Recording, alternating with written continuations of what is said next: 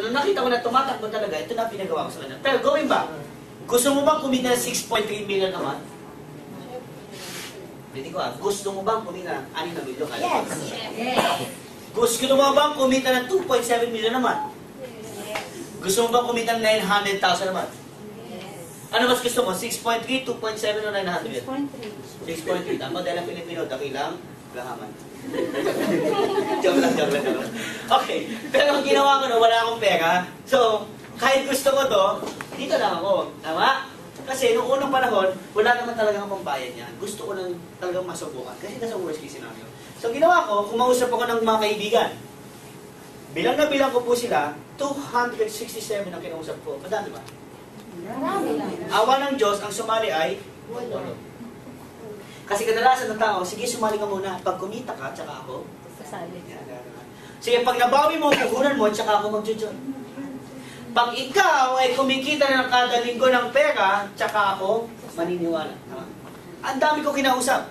After 2 years, yung 259 kong kaibigan na negative kung tawagin ko, lahat sila nagtatawagan, Pili, can I join?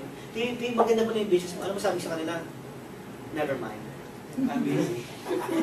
Why? In less than 2 years, I am receiving 559,000 pesos, 848 pesos in just 1 week. Pwede na. Pwede. Palagpagan mo naman natin. After 1 week, additional 482,000 pesos. After 7 days. Kasi po, every Friday, nakukuha natin yung cheque. Buti na lang, 3 yung package na binili ko, kaya 3 ang natatanggap kong cheque. Paano kung isa lang ang binili ko? Eh, di ito lang cheque ko. Paano kung 2 lang binili ko? Eh, di ito wala. Ito lang cheque ko. Malaki nawawala? Yes. Wala. Oh, malaki. After 1 week, additional 457,000. After 1 week, 467,181. Gusto mo ba kumita ng 500,000 per week? Yeah.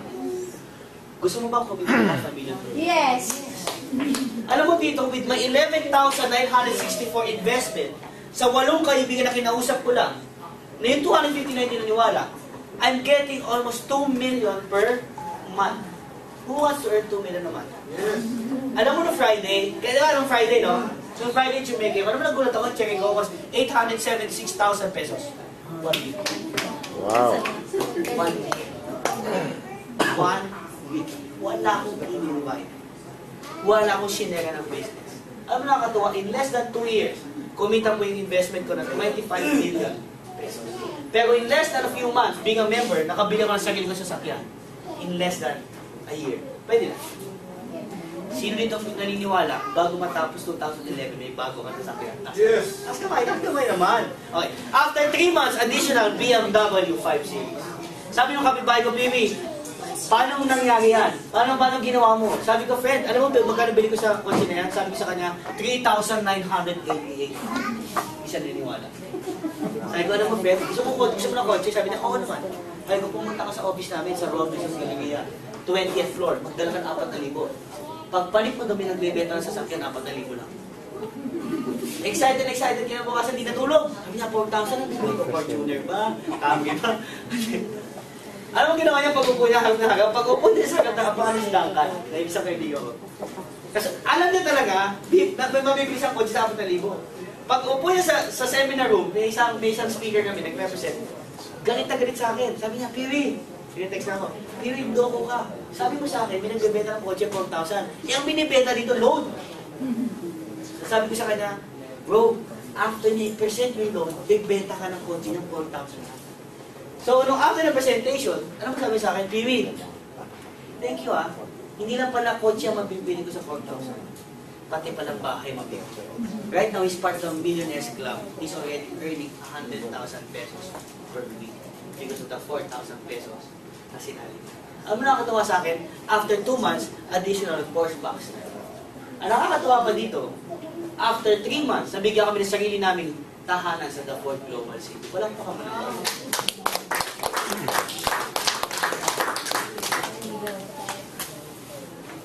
Dati kaming walang tahanan. Meron tahanan, hindi naman kami hindi naman palaboy-laboy na. Pero kami po yung nag-renta Sino po nag-renta ng bahay? Nag-renta. Ma'am, ang sarap ng feeling na may sarili ng tahanan, tama? Tama?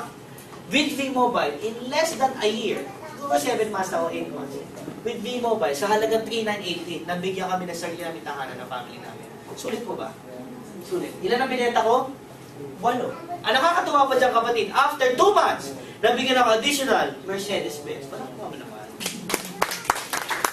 Kapatid, ito malupit ha. After 2 months, additional Chrysler 300C.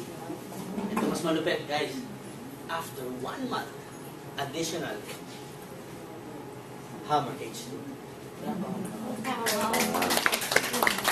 Gusto mo ba magkaroon ng sarili sa sakyan? Yes. Sa halagang 3,988. After 1 month, additional Range Rover. Ang sarap. Alam mo, ang sarap. Hindi ko ito pinagyayabang sa kapanin nyo dahil pati madaming kotse, madaming pero hindi. Ang sinasabi ko na dito, sa simpleng negosyo natin, komplikado ang pwede mangyari sa'yo. Sa labas, komplikado ang kailangan gawin, pero simple ang kita, tama?